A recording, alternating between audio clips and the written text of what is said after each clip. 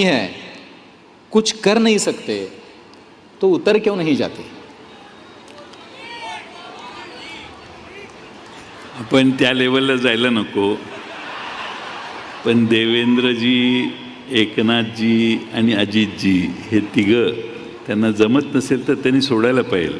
आत एवढी पुराची हानी झाली आहे, पण पॅकेज जाहीर करताना पूरग्रस्तांचा न्याय झाला आहे असं वाटत नाही, कारण आकडे आणि माहिती वेगळी येते.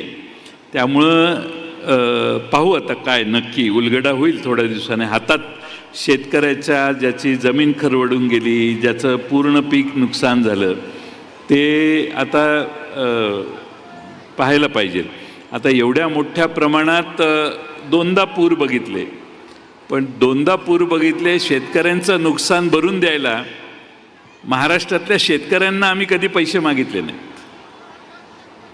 शेतकऱ्यांचं नुकसान भरून द्यायला सरकारने पैसे काढून दिले, ऊस उत्पादकाकडून पैसा. पण शेतकऱ्यांचं नुकसान भरून द्यायला शेतकऱ्यांकडूनच पैसे मागितलं अशी पाळी 2005लाही नव्हती, 2019लाही मला नाही वाटत तसं काय.